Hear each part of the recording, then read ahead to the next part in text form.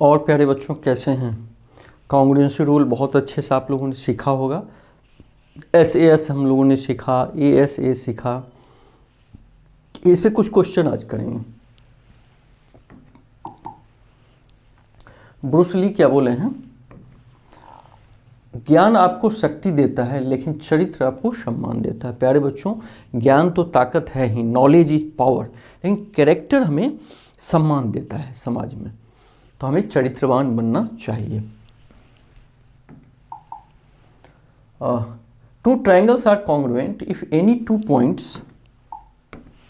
Two triangles are congruent if any 2 pairs of angles, माने उस दो ट्रायंगल का कोई दो pair angle and one pair of corresponding sides are equal, AAS congruency rule. मान ली दो ट्रायंगल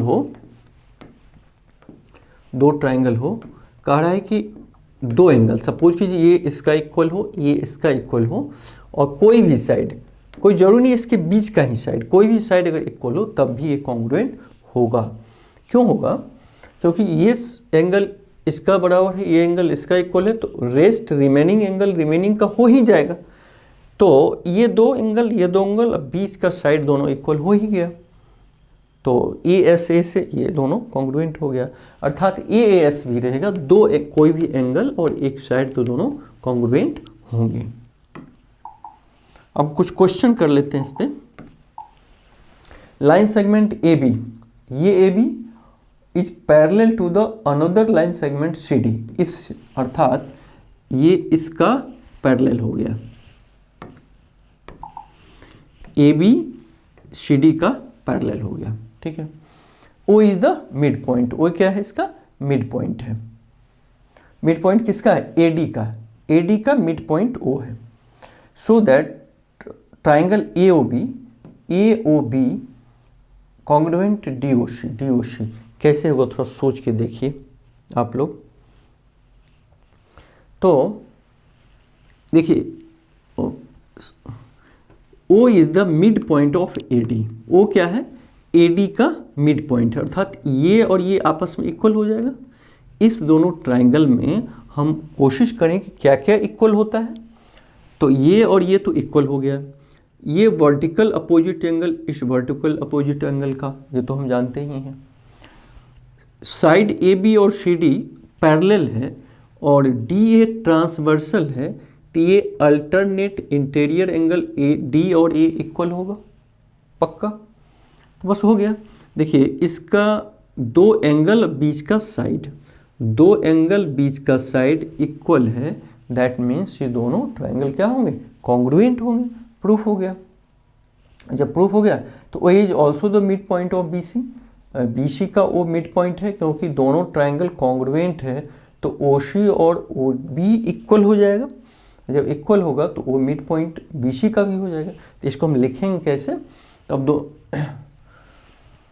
अब दो ट्राइंगल लीजिए, चाहे CD is parallel to AB, ये गिवन है, लिख लेते हैं, गिवन है, और O is the mid point of A, O is the mid point of AD, ये भी गिवन है। तो O मिड पॉइंट है, इसका मतलब अब दो ट्राइंगल लेते हैं, triangle COD and triangle AOB में दोनों में क्या क्या बराबर हो गया? O मिड पॉइंट है, AD का ऑलरेडी दिया हुआ है, तो पहले ये ट्राइंगल लिखे COD, तो पहले इसका लिखिए OD is equal to AO, equal हो गया। अच्छा, एंगल COD, ये एंगल किसके बराबर होगा? इसका AOB का, एंगल AOB, ये वर्टिकली अपोजिट एंगल,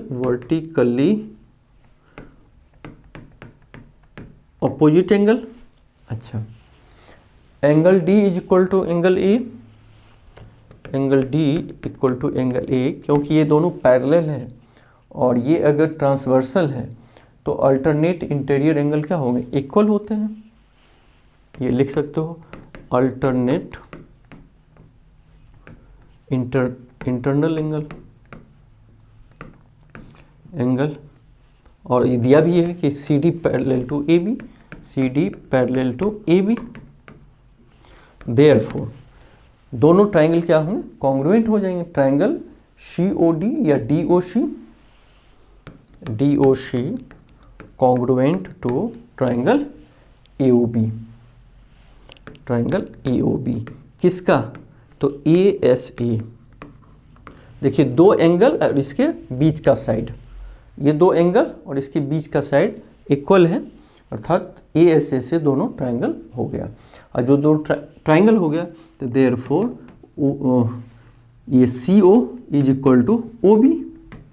दोनों ट्राइंगल है तो ये साइड इसका साइड है, ऑलरेडी दिया था, दोनों को कॉन्ग्रुएंट प्रूव भी कर चुके हैं, तो ओ सी और ओ बी भी इक्वल हो जाएगा।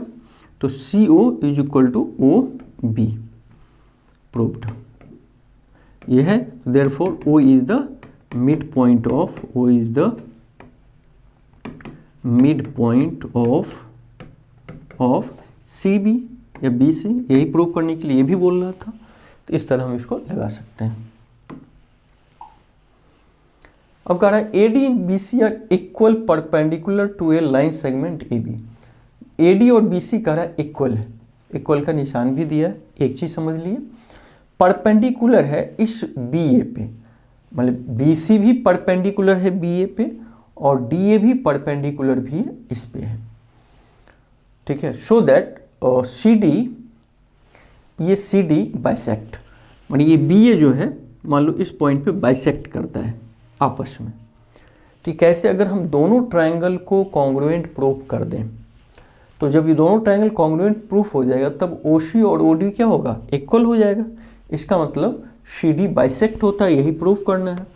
तो अब हम कोशिश करें दोनों ट्राइंगल कॉन्ग्रुएंट प्रूफ करने का, तो जिसमें ये परपेंडिकुलर से ये 90 डिग्री, ये भी 90 डिग्री इक्वल है। ये एंगल क्या होता है, अपोजिट वर्टिकल एंगल, ये भी इक्वल होगा। अब ये इसका इक्वल होगा, ये इसका इक्वल होगा। तो इसका मतलब क्या है कि एक साइड के बराबर दिया है। इसका मतलब ए एस से क्या होता है, दो ट्राइंगल कॉन्ग्रुएंट होते हैं, दो एंगल और कहीं कोई भी साइड इक्वल हो, तो ए एस से मतलब एंगल साइड इक्वल हो जाएगा। तो कॉन्ग्रुएंट, इसका मतलब दोनों कॉन्ग्रुएंट होगा, तो सी डी भी बाइसेक्ट होगा। तो इसको हम लिखेंगे B C is equal to D angle B is equal to angle A is equal to 90 degree. Therefore angle B O C is equal to angle D O A. ये vertically opposite है, यहाँ लिख देंगे हम लोग vertically opposite angle. Therefore दोनों triangle B O C congruent triangle ADO या DOA किसके सहारे, तो ए एस, दो एंगल और साइड इक्वल था। देयरफॉर सी डी बाइसेक्ट्स हो रहा है आपस में। तो इस तरह हम आराम से सोच के निकाल सकते हैं। अब कह रहा है A B is a line segment, ये ए बी लाइन सेगमेंट है, ये हम देख ही रहे हैं। And P is its mid point, और पी क्या है, मिड पॉइंट है, बीच का है। D and E are points on the same side of A B, A B के सेम साइड में दो पॉइंट है डी ई, ये भी मालूम है। और एंगल बी ए डी, ये एंगल बी ए डी अर्थात ये angle is equal to A B E, ये एंगल दिया हुआ है। एंगल ई पी ए,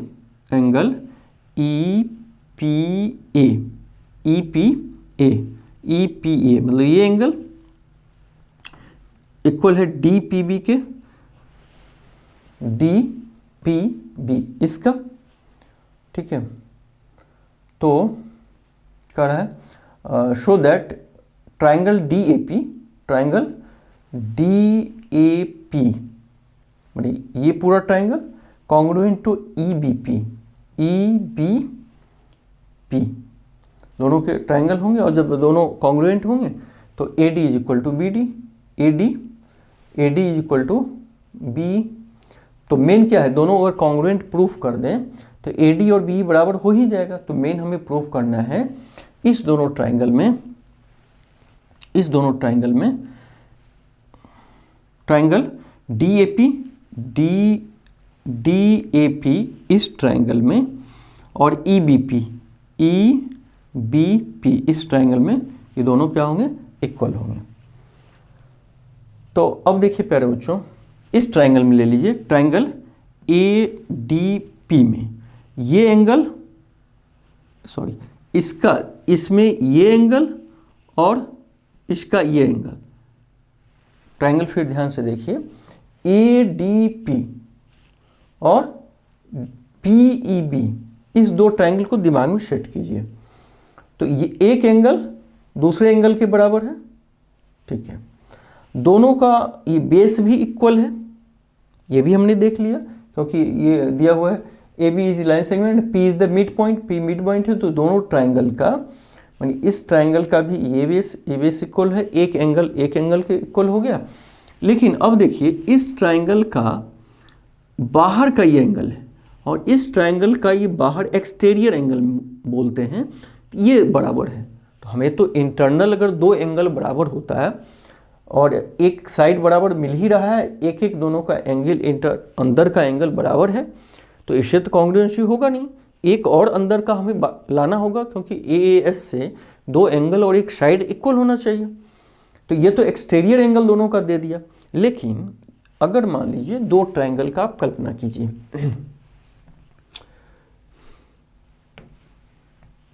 सपोज कीजिए एक ट्राइंगल ये है और एक ट्राइंगल ये है, दोनों का एक एंगल इक्वल हो, ये इक्वल और एक्सटीरियर ये इक्वल हो जाएगा।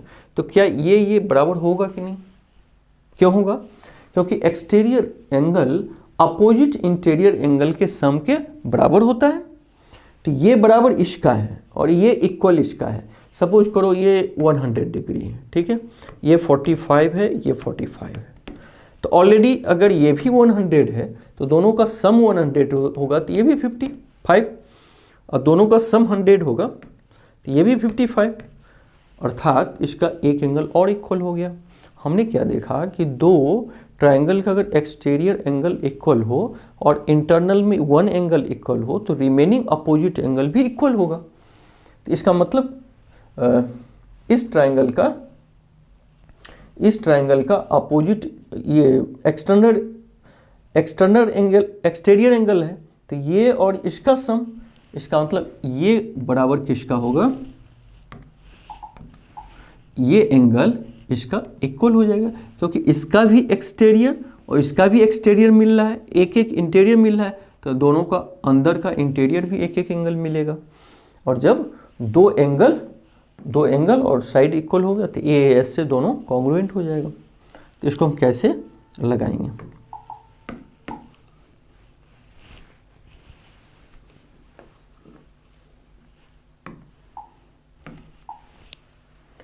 तो angle ADP triangle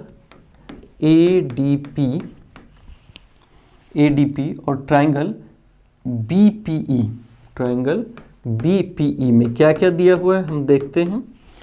AP is equal to PB, माने ADP में AP और इसका PB इसके इक्वल है। क्यों इक्वल है? कि P is the mid point,